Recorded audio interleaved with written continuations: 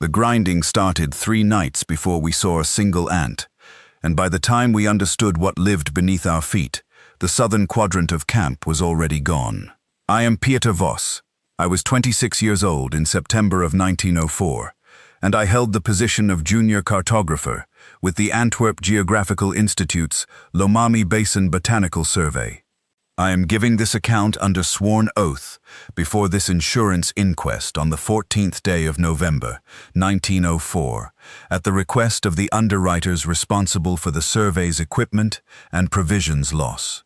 I will answer what questions you put to me, but I am going to ask that you allow me to proceed in the order that things happened, because I have found, in the 7 weeks since I came back out of that basin, that if I try to answer questions out of sequence, I lose the thread of it and cannot find my way back.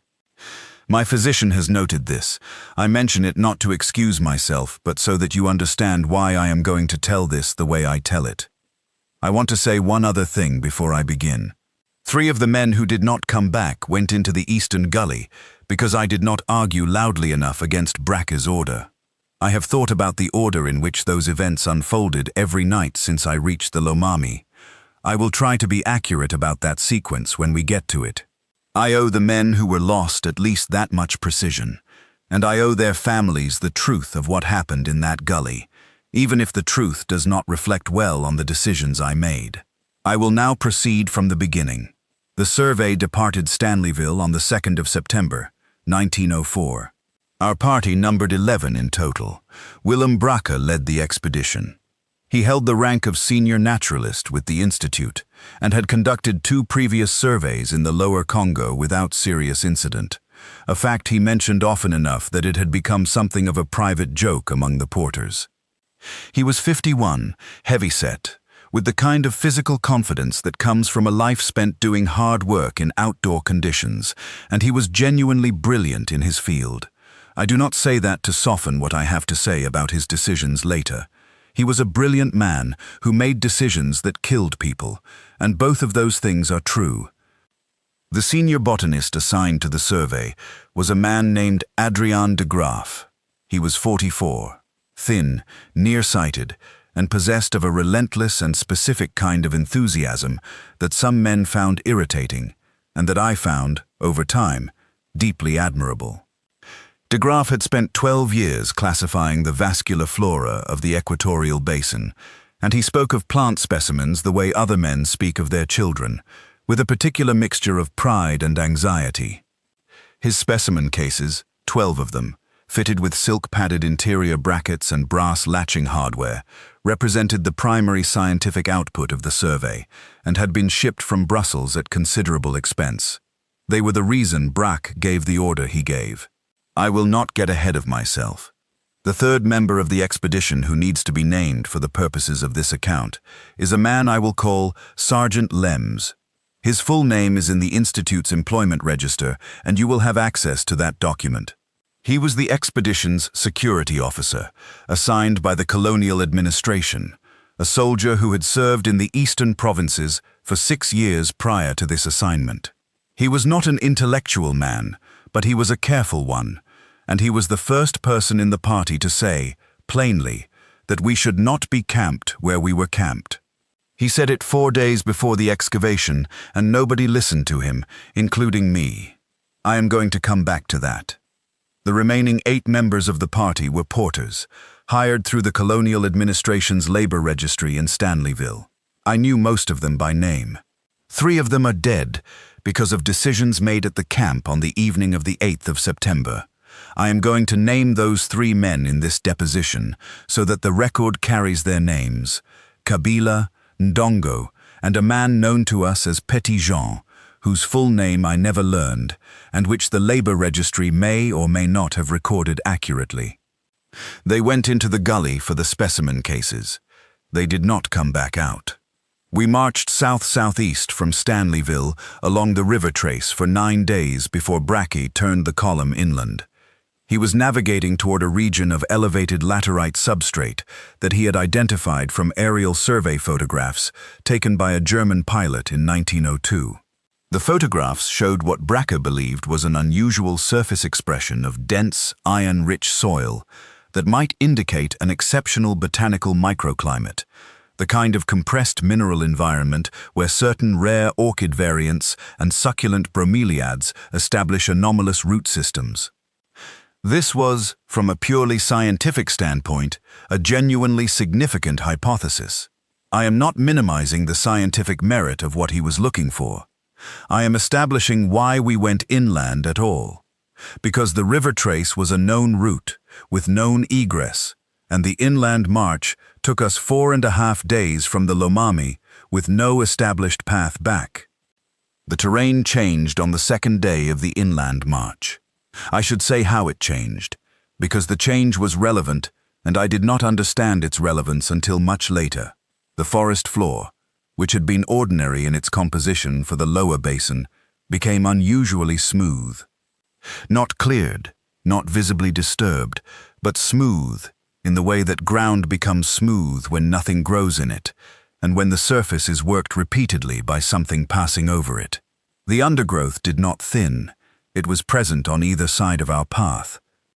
But the ground itself was compacted to a degree that our boots left almost no impression, and the root systems of the adjacent trees were visible above the soil line in a manner suggesting that the uppermost layer of earth had been removed or consumed, exposing the roots without breaking them.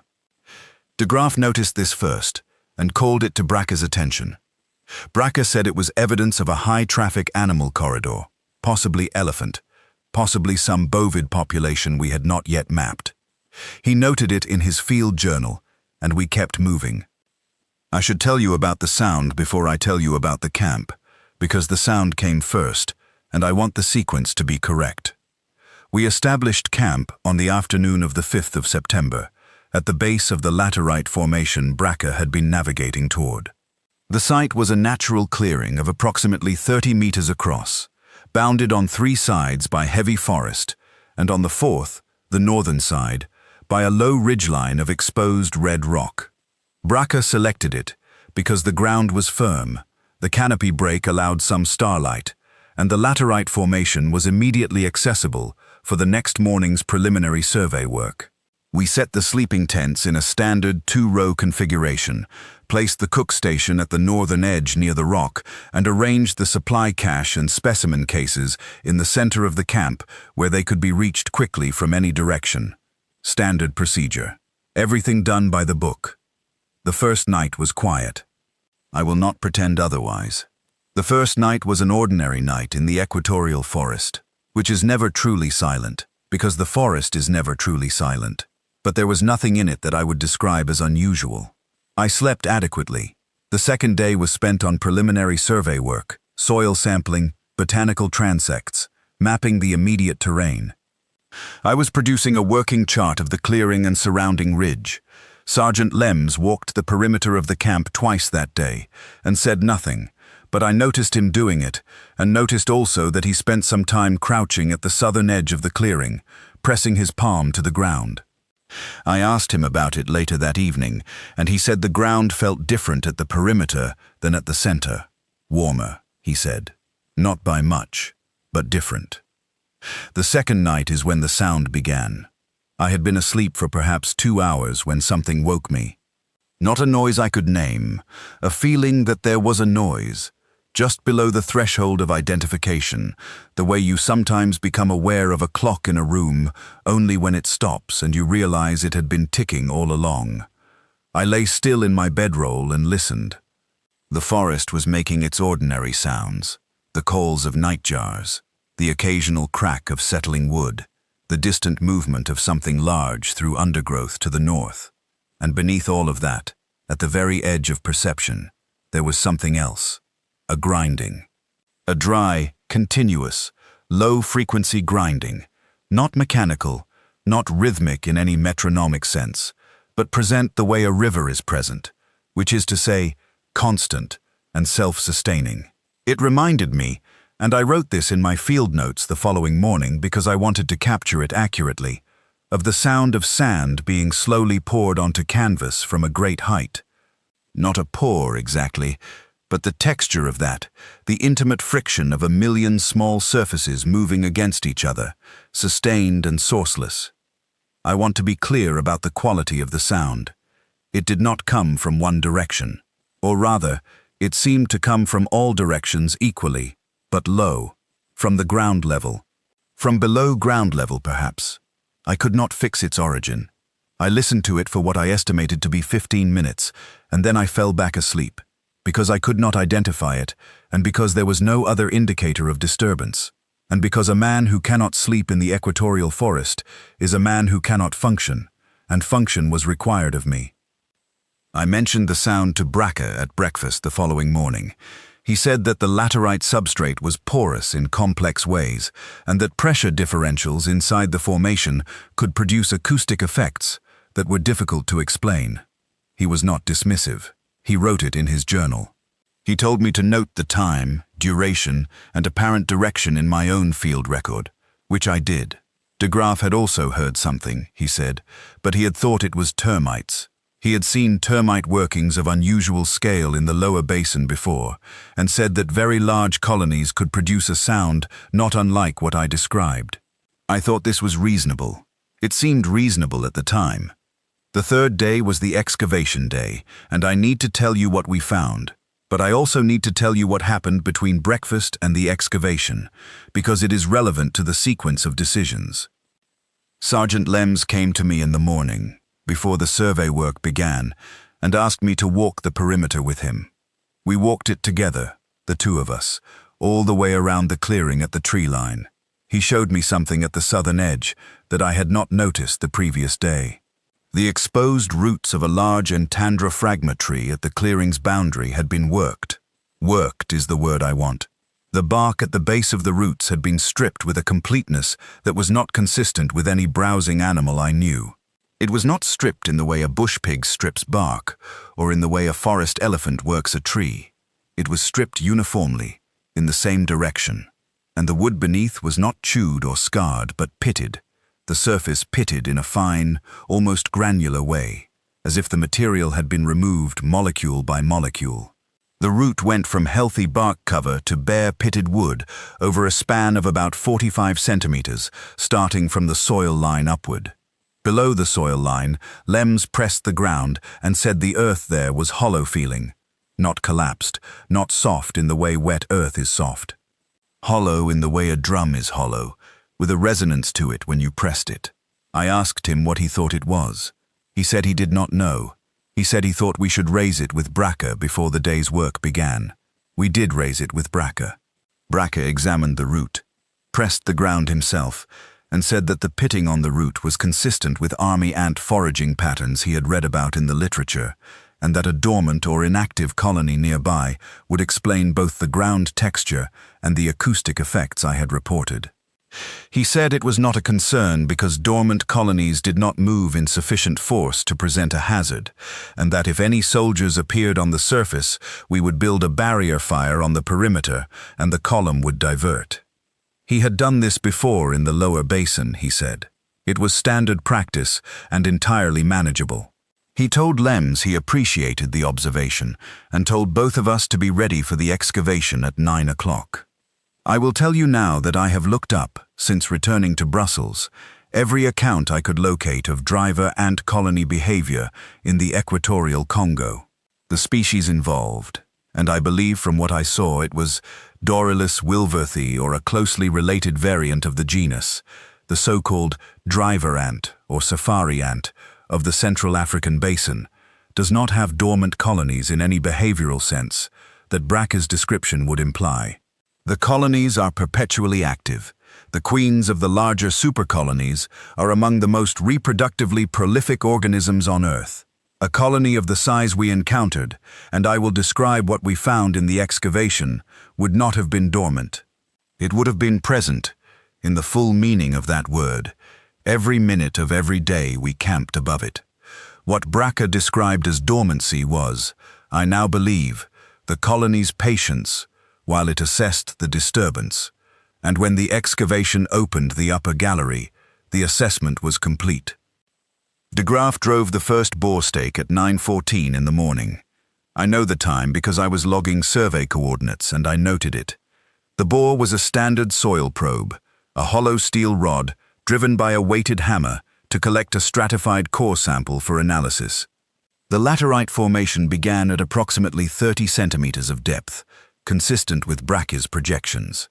And beneath it, the probe encountered what de Graaf described as compacted organic substrate of unusual density, which is to say, packed earth with a very high proportion of biological material, which he initially interpreted as a rich humus layer of the kind sometimes found beneath exposed laterite in high rainfall areas. He drove a second bore at 11 o'clock, 4 meters from the first, and got the same reading.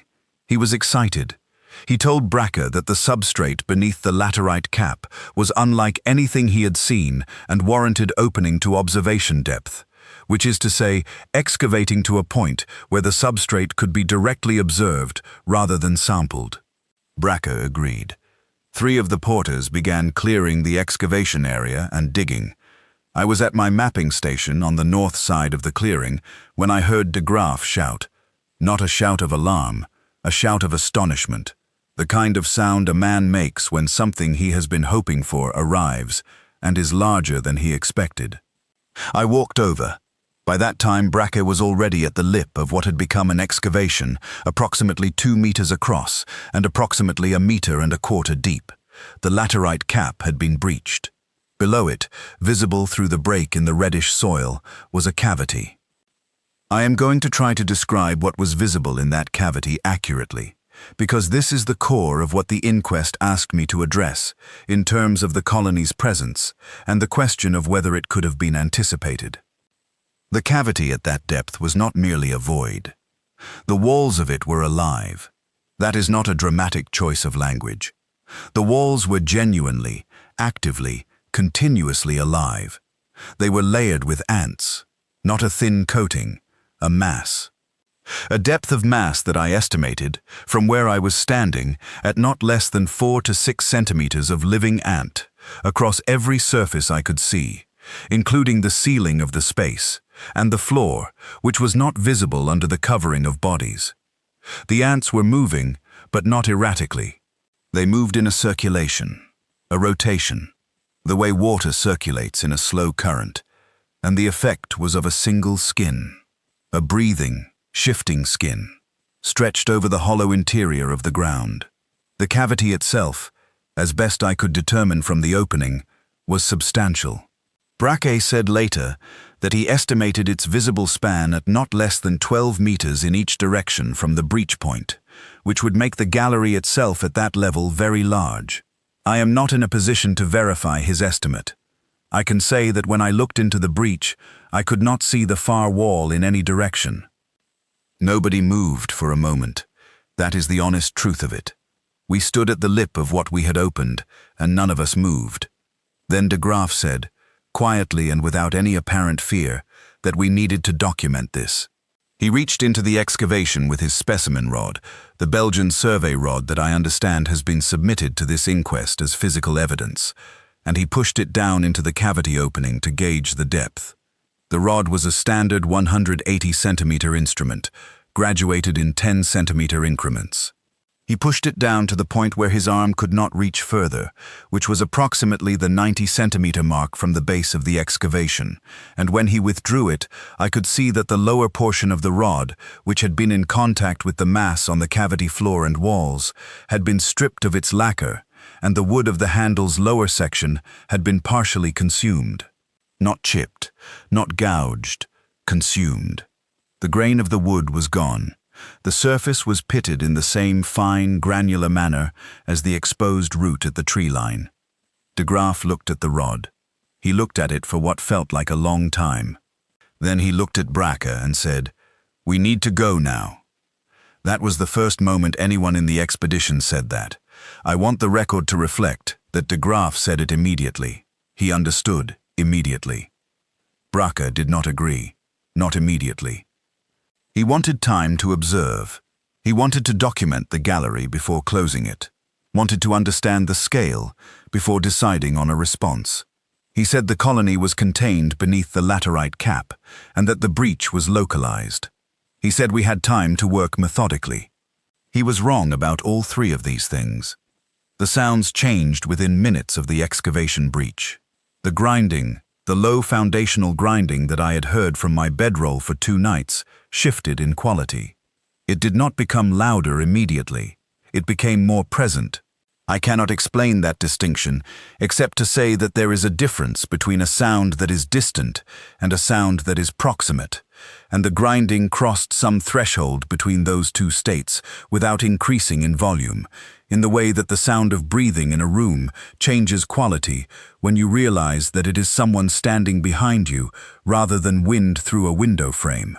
I heard it cross that threshold at approximately 11:45 in the morning, and I looked at Sergeant Lems, and he looked at me, and we had the same thought at the same time. The grinding was no longer at the perimeter. It was beneath the camp. Lems told Brakke.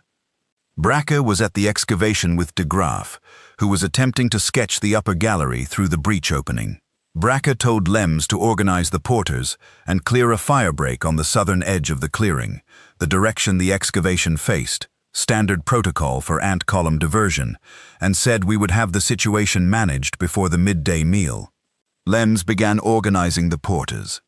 I went back to my mapping table and tried to determine from my own survey data whether the region we had mapped in the previous 3 days showed any surface indicators of the colony's extent. I want to tell you what I found, because it clarifies the scale of what was beneath us. In the previous 3 days of survey work, I had mapped the terrain in a radius of approximately 800 meters from the camp. In reviewing my notes with the specific question of colony indicators in mind, I found the following. The smoothed ground corridor we had noticed on our approach extended, as best I could reconstruct it, in a southeastern arc away from the camp for at least 400 meters before my survey coverage ended. The root stripping that Lems had shown me at the southern tree line was present, though I had not noted it as a distinct phenomenon at several additional points along the eastern boundary. The compacted, drum-like soil quality that Lems had described was not limited to the southern edge. I had noted in passing, 2 days prior, that the ground at the eastern margin of the clearing had an unusual firmness, and I had attributed it to the laterite substrate. Looking at my notes again, I realized that the firmness was 3 to 4 meters into the clearing from the tree line and was present in a continuous band, not at the bedrock depth but at a depth of approximately half a meter. Not bedrock, a ceiling. The colony did not occupy one chamber beneath the camp. It occupied the ground beneath the camp in the way a building's foundation occupies the ground beneath a building. The camp had been sitting on the roof of it for 5 days. I took my notes to Brakke, and I told him what I had found. This was approximately 12:15 in the afternoon. Brakke read my notes. He was quiet for a moment.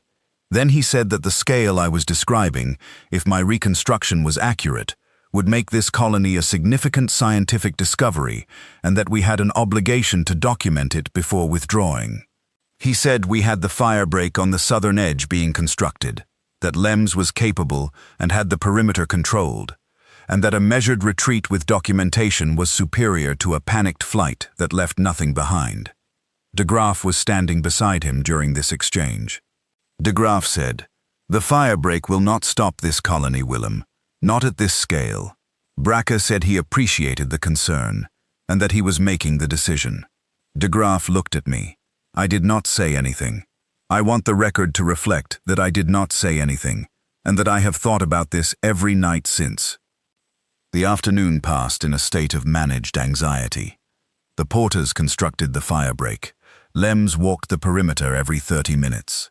The sound continued, at a low, steady intensity during the daylight hours, and I noted with some portion of my mind that it did not quiet during the day the way nighttime sounds quiet at dawn. It was present continuously from the moment of the excavation breach, without variation in intensity through the afternoon hours, which told me, though I did not fully articulate this to myself at the time, that what was happening below the surface of the camp was not a nocturnal activity pattern. It was preparation. Brakke ordered the specimen cases packed and organized for transport during the afternoon. He also ordered the supply cache, approximately 6 weeks of provisions in sealed tins and cloth sacks, consolidated and weighted for portage. There were 14 loads in the supply cache, more than our 11-man party could carry at full load per porter. Bracker knew this. He organized the loads in order of priority. Specimen cases first, provisions second, equipment third. He said we would take what we could and cash the remainder against the possibility of a return. He genuinely believed, I think, that we might return to this site. I do not say that to mock him. I think he believed it. At dusk, which came fast under the canopy, the fire on the southern firebreak was lit. The porters worked efficiently and without visible panic. Most of them had experience with driver ant column diversions of the ordinary variety, the kind of column diversion Bracker had described, a manageable front that deflects from heat and smoke and passes around an obstacle within an hour or two. They knew what that looked like. What I want to say is that what happened next did not look like that. The grinding intensified at dusk. Not gradually. It intensified at a specific moment, as if a threshold had been crossed, and the quality of it changed again. The fine, omnidirectional quality that had been present all afternoon resolved, for a moment, into something directional. It was coming from the south, from the direction of the excavation breach, and then, as I stood by my mapping table and listened, it resolved again, this time into something that surrounded me. The camp was enclosed in the sound, not loudly, but enclosed, the way you are enclosed in the sound of the sea when you stand in the middle of it. I went to the southern firebreak. The fire was burning, and in the light of the fire, at the edge of the firebreak, the ground was moving. I need to say this carefully because I want the inquest to understand the quality of what I saw and not dismiss it as panic or exaggeration. The ground was moving, not in the way earth moves in a tremor, in the way a river surface moves in current. The soil at the far edge of the firebreak was in motion, a dark, dense, self-organizing motion, and the motion had a direction. It was moving around the fire, not through it, around it, in arcs, patient arcs. The column was not approaching the fire, it was encircling the fire, which is to say, encircling the camp, and the arc was wide and steady, and not hurrying. I went to Bracker and told him. He came to the southern firebreak and saw it, and was quiet for a moment.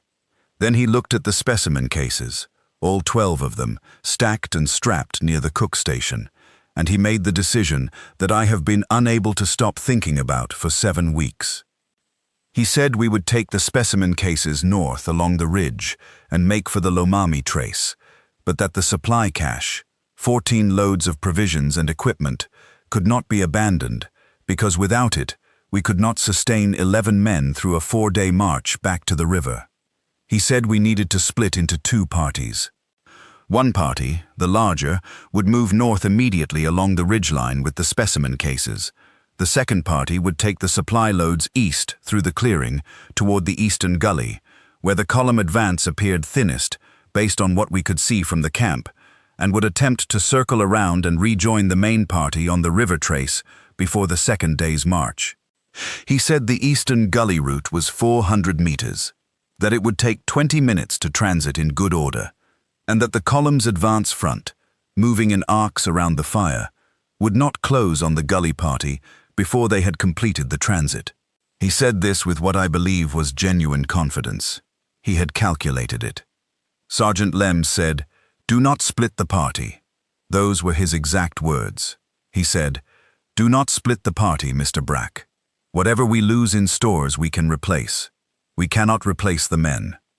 Braque said the specimen cases represented 12 years of de Graaf's work and the primary scientific output of the survey, and that abandoning the supply cache was not an option if an alternative existed. He was the ranking officer of the expedition. His was the final authority. De Graaf said nothing. I have thought about this also. De Graaf said nothing, and I do not know if it was because he agreed with Braque about the value of the specimens, or because he understood that Bracke's decision was already made, and that argument was futile. I do not know what de Graaf was thinking in that moment. I know what de Graaf did. He walked to the eastern edge of the clearing and looked toward the gully. He looked for a long time. Then he came back and asked Bracker which party he was assigning him to. Bracker said de Graaf would lead the gully party with 3 porters, retrieve the supply loads, and rejoin the main column on the trace. He said it would take 20 minutes and that the advance front had not yet closed on the eastern edge. De Graaf nodded. He picked up one of the specimen cases. He handed it to one of the porters in what I took to be a preparatory gesture, getting the load arranged for the north party. Then he looked at me and said, "Document everything, Peter." That was what he said, not goodbye.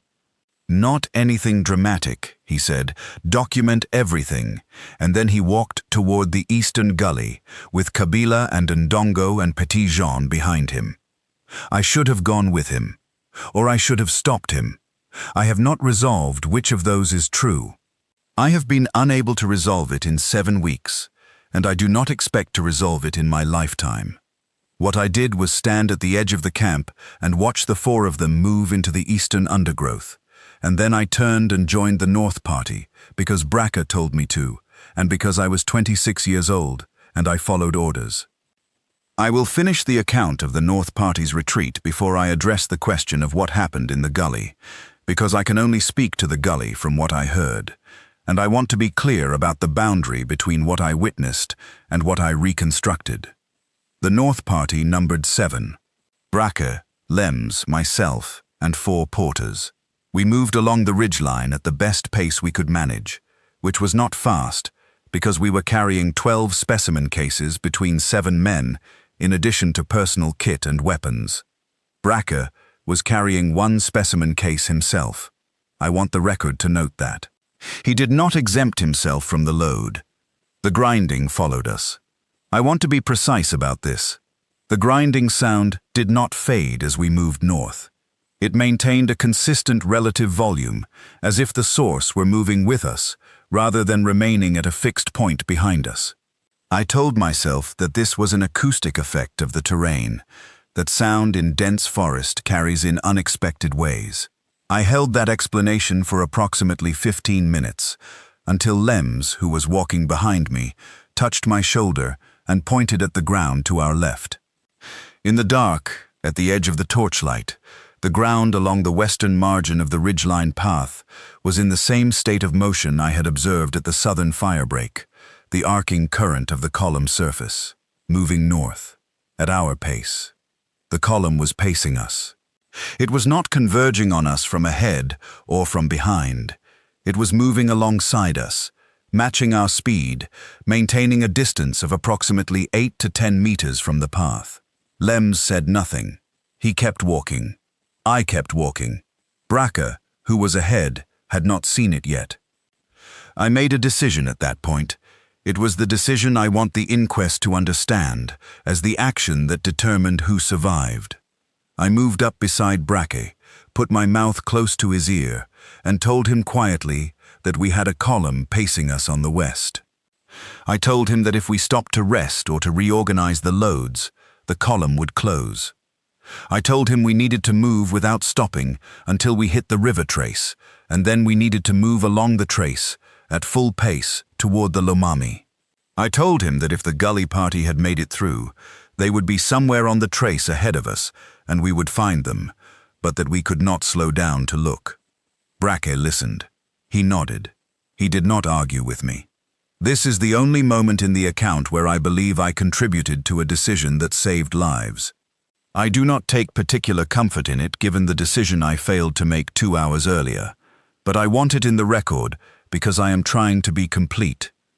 We moved without stopping, 4 hours, in the dark, on the ridgeline path, with the grinding, that low, continuous grinding, staying with us the entire way.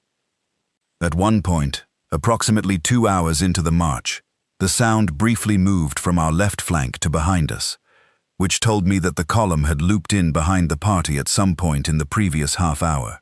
I said nothing. I kept walking. There was no decision to make at that point that improved anything. We hit the river trace at approximately 4 in the morning.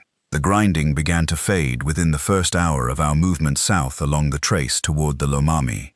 It faded the way a sound fades when you move away from its source, rather than the way a sound fades when the source stops. By the time there was light enough in the east to see the path clearly, the grinding was gone. We reached the Lomami tributary at dawn. 7 of us, all the specimen cases. No supply cache, no de Graaf, no Kabila, no Ndongo, no Petit Jean. We waited at the river for 2 full days. Brake wanted to wait longer. Lems said we could not wait longer with no provisions beyond what the porters had carried in their personal kits. On the morning of the 3rd day, we built a signal fire on the bank and kept it through the day. Nothing came out of the forest. On the morning of the 4th day, we began moving downriver toward the Stanleyville Reach.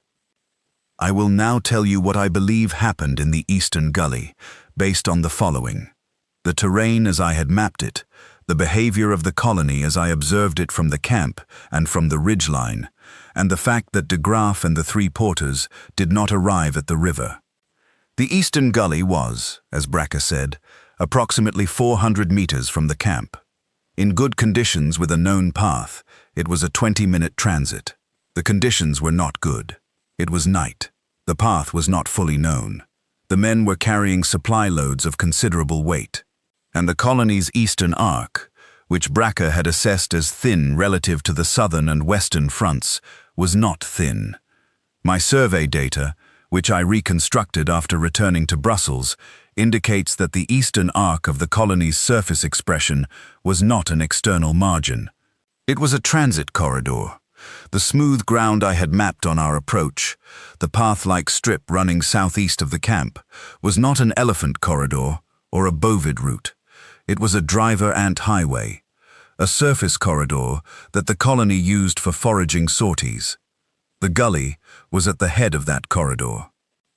I believe that de Graaf and the 3 porters entered the corridor while the column was mobilizing outward from the breach point in all directions, including east. I believe the column in the corridor was not a scouting front of the kind that deflects around obstacles and waits for conditions.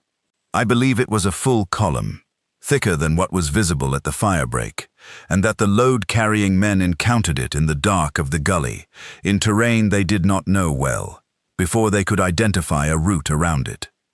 I believe this because of what Sergeant Lems told me he heard from the ridgeline at approximately 40 minutes into our north march. He said he heard voices from the direction of the gully. Not words, voices. Brief, then silence. He did not tell me this at the time. He told me 6 days later on the river, after Brake was asleep. He said he had not told anyone because there was nothing that could have been done, and because naming it would not have helped anyone walk faster. He was right. It would not have helped anyone walk faster. But I want it in the record. I am going to return to something I said at the beginning of this deposition, because the inquest asked me to address the specific question of whether the expedition had adequate warning of the hazard, and whether different decisions could have changed the outcome. I have given you the sequence of events as accurately as I can. I will now give you my assessment of the decision points, which is what I understand the inquest requires. The first decision point: Lems's report of the warm, hollow-feeling ground at the perimeter on the 2nd day. Brake noted it. He did not alter the plan. A different decision would have moved the camp. The second decision point: my own reconstruction of the acoustic event on the first night. I identified it in my field notes as unusual. I did not advocate for relocation when Brake assessed it as a geological effect. A different decision by me would have created more pressure on Brake to reconsider the site. The third decision point: the pitted root and compacted eastern soil, identified by Lems and reported to Brake on the morning of the excavation. Brake assessed it as an inactive or dormant colony. A different decision would have halted the excavation. The fourth decision point: de Graaf's immediate recommendation to withdraw after the breach. Brake overruled him. A different decision would have initiated retreat before the colony fully mobilized. The fifth decision point: my failure to argue against the party split when Brake proposed it. Lems argued. De Graaf was silent. I was silent. A different decision by me would have added a second voice to Lems's objection. Whether two voices would have moved Braca, I cannot say. But I did not try. The sixth decision point. The action I took on the ridgeline, informing Braca of the western flank column and insisting we move without stopping. This decision, I believe, is why 7 people reached the river, instead of fewer. I want the inquest to understand that I am not presenting this sequence to distribute blame across multiple parties. I am presenting it because the question of whether the colony represented a hazard that could have been anticipated and avoided has a clear answer, and that answer is yes. It could have been anticipated. It was anticipated by different members of the party at different moments, and the anticipations were not acted upon for reasons that were, in context, understandable but, in outcome, catastrophic. I will now address the specific evidentiary questions the inquest has submitted. On the question of the survey rod submitted as physical evidence, I can confirm that the rod in evidence is the rod de graph used at the excavation. The pitting on the lower section, which extends from the tip to approximately 45 centimeters from the lower end, is consistent with what I observed when de Graaf withdrew it from the gallery. The wood of the lower grip has been consumed to the metal core at the lowest section, which corresponds with the depth at which the rod was in contact with the colony surface.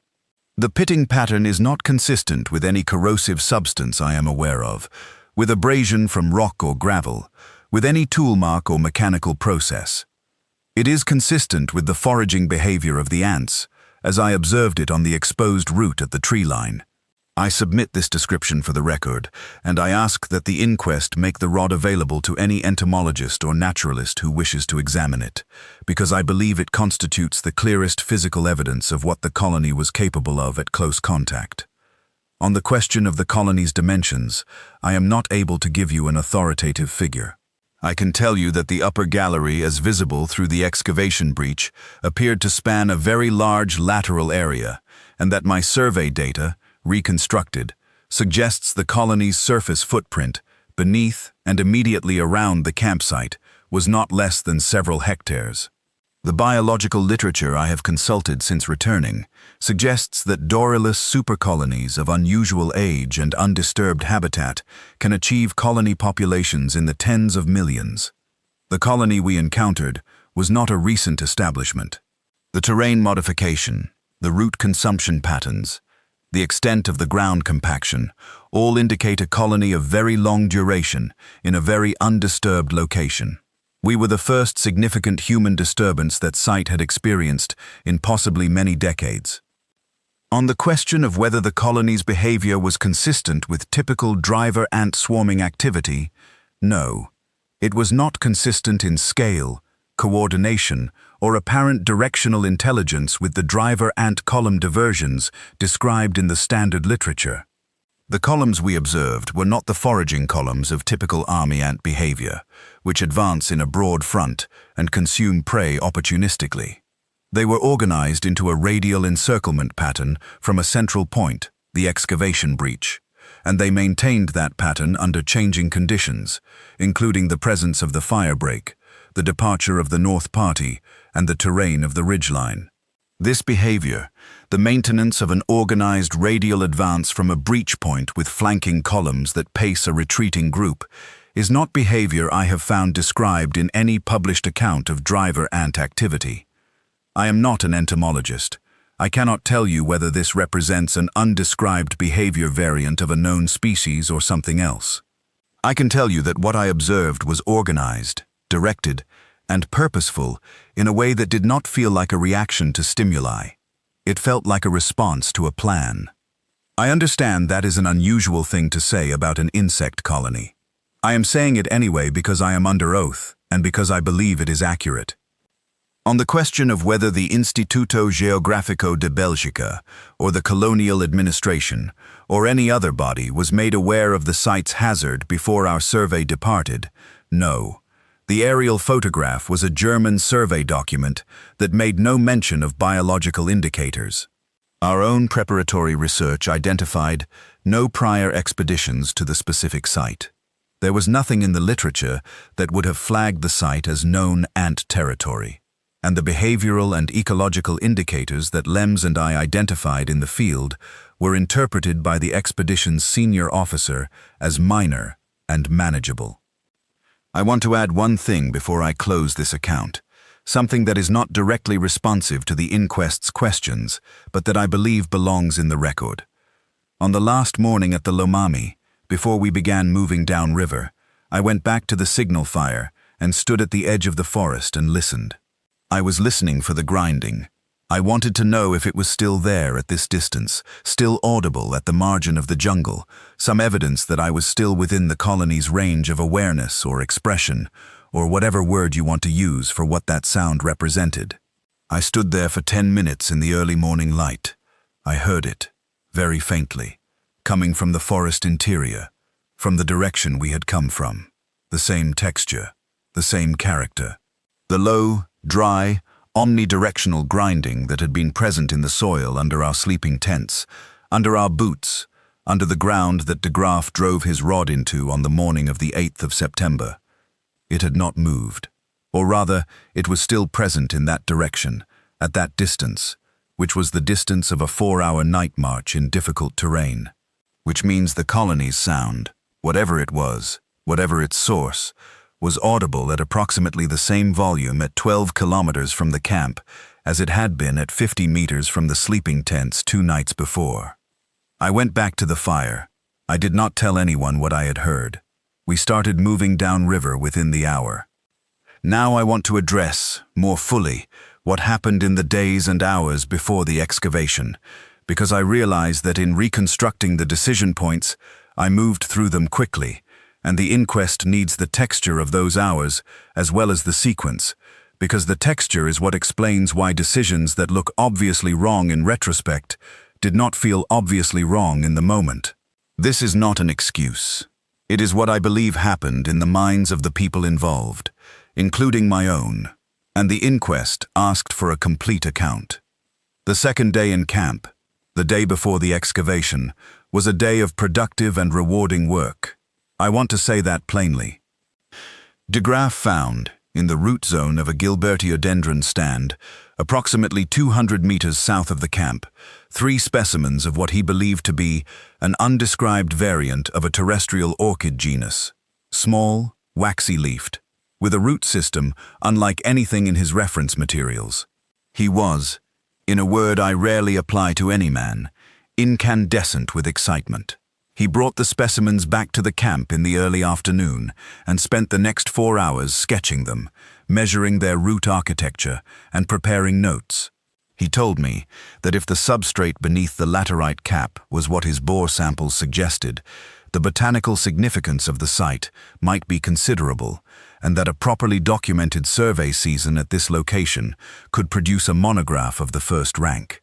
He said this not with the arrogance of a man claiming credit, but with the genuine elation of a man who loves his work and has just found more of it than he expected. It was a good afternoon. That is what I want you to understand. It was, in its way, an extraordinarily good afternoon, and the grinding that I had heard the previous night had not recurred during the daylight hours, and the camp was well organized and comfortable, and the fire at the cook station smelled of the beans and palm oil that one of the porters prepared for the evening meal, and Sergeant Lems was sitting on a supply case, sharpening his machete with a flat stone and watching the tree line with his habitual attention, and I was at my mapping table doing the work I was hired to do. I am telling you this because the texture of that afternoon is part of the answer to why the warning signs were not acted upon with more urgency. A different afternoon, an afternoon with bad weather or illness or interpersonal conflict, an afternoon where the mood of the camp was already anxious, might have given the grinding more weight when Lems and I heard it again that night. But the afternoon was good. The work was going well. Bracker was confident and collegial. De Graaf was delighted. The camp was functioning. And when the grinding returned after dark on the second night, louder than the first, longer in duration, present from approximately 10 o'clock until past midnight, I noted it in my field record and lay awake listening to it and told myself that I would raise it at breakfast with more specificity, and then fell asleep, and was not as specific at breakfast as I had intended to be. I was not as specific as I should have been, because I did not want to be the person who halted the survey. De Graaf's excitement about the site was genuine and scientifically founded. Braca's plan was well organized and professionally executed. The Institute had funded this survey at considerable cost. I was the junior cartographer. I was 26 years old, and I had heard a sound in the night that could, as Braca had reasonably suggested, have been a geological effect or a distant ant activity that would pose no direct threat to the camp. I did not want to stand in a breakfast circle with the senior naturalist and the expedition lead and the veteran colonial soldier and insist, on the basis of a sound I had heard from inside my bedroll, that we pack up and leave. I want the inquest to know that I now understand exactly what that decision cost. I understood it at approximately 11:45 on the morning of the 8th of September, when the grinding moved from the perimeter to directly beneath the camp. I understood it again at dusk, when I saw the column moving around the firebreak fire in its arcing circles. I understood it at its fullest when I stood at the Lomami in the early morning light on the 12th of September and heard the grinding still coming from the forest interior, steady and patient and permanent. I carry that understanding. I am going to carry it for the remainder of my life. The inquest is asking whether I have information that would assist in determining the loss of life and property, and I believe I have given that information as completely and honestly as I am able. But I want the inquest also to understand that the information I am most certain of is this: 4 men are dead because I did not say, at the breakfast table on the morning of the 6th of September, what I heard in the night. Everything else that followed, Braca's confidence, De Graaf's excitement, the excavation, the decision to split the party, all of it followed from that first silence. Mine. I am not distributing the weight of it across the other decisions. I am placing it where it belongs. The inquest has asked me to describe, to the extent I am able, the nature of the colony's surface expression as it appeared in the camp during the night of the 8th and 9th of September, which is to say what it looked like when the southern quadrant of camp was lost. I will do this now, though it is the part of the account I have had the most difficulty constructing clearly, because my memory of it has a fragmented quality. My physician tells me this is consistent with severe acute stress, and I believe him. After the 4-man gully party departed and we began moving north, I turned once and looked back at the camp. I had not intended to. I turned back because one of the porters called out something I did not understand and pointed. I turned and looked. The tents in the southern quadrant of the camp, 2 sleeping tents and the secondary gear shelter, were not visible as structures anymore. They were still standing, their frames upright, their canvas walls intact, but they were covered. The word I keep coming back to is sheathed. They were sheathed in the same dark, moving surface I had seen at the excavation breach. That dark, rotating skin, but now it covered the tents from ground to ridgeline, every centimeter of fabric, and the fabric itself was not deforming. The ants were not tearing the tents open. They were covering them. They were passing over them and around them, and the motion of the coverage was so complete and so uniform that the tents themselves had simply become darker, moving shapes in the firelight, the same shape as before but darker and alive. The cook station fire was still burning. The ants were around it in a complete circle, and the circle was close, 3 or 4 meters from the flame, and the circle was rotating slowly in the same arc pattern I had observed earlier, a slow, patient encirclement, and within the circle the ground itself was not visible, only the moving surface. I turned back north, and I walked. I did not look again. There is one more detail I want to include before I close this account, and I ask the inquest's patience with it because it is not directly responsive to the specific questions of material loss and liability, but I believe it belongs in the record as part of the full and accurate picture of events. In the 4 hours of the north march along the ridgeline, in the hours while we moved with the column pacing us on the west flank, and the grinding sound holding its station relative to us as we moved, There were several moments when the sound changed in a way I have not described yet.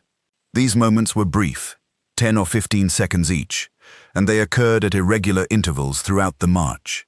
In each of these moments, the grinding sound, the continuous sand-on-canvas grinding that had been our constant companion, went quiet, completely quiet. The forest sounds around us continued. Nightjars, insects, the movement of the canopy overhead, but the grinding stopped. And in those moments of silence I became aware that the sounds of our own movement, the scuff of boots on the path, the creak of pack straps under load, the breathing of the men around me, were very loud. Conspicuously loud, as if the grinding silence was a listening silence rather than an absence, as if the colony was occasionally, briefly, not producing sound but receiving it. I told myself this was an acoustic artifact of the terrain. I told myself the sound pattern was simply irregular and that I was imposing meaning on its variations because I was frightened, and the human mind imposes meaning when it is frightened. I told myself this for 4 hours. I reached the river. I built the signal fire. I stood at the edge of the forest and heard the grinding again at 12 kilometers, steady and sourceless and permanent. I no longer tell myself it was an acoustic artifact. I will close the substantive portion of my account here. I believe I have described the events of the survey as completely and honestly as I am able, given the constraints of my memory and the fragmented quality of my recollection of the final night. If the inquest has specific questions about any portion of the account, I will answer them as accurately as I can. I have one final statement to make, directed not at the inquest, but at the record.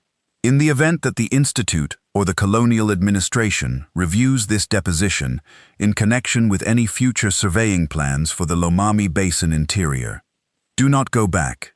Not to that site, not to any site in the interior of that basin that presents the same surface indicators I have described: the smoothed ground corridors, the pitted root exposures, the drum-hollow compacted soil at the tree margins. Whatever is in the forest between the Lomami and the laterite formations that Braca was attempting to survey, it was there before any map was made of it. It knows what its territory sounds like when nothing is moving through it. It knows the difference. Leave it alone. The survey rod is in the custody of the inquest. I am asking that it be retained permanently rather than discarded. The lower portion of it, the 18 inches of bare pitted metal from which every grain of wood has been consumed, is the only object that came out of that survey with anything like the truth on it. De Graaf told me to document everything. I documented what I could. The rod documents what I could not. I have nothing further to add to the record.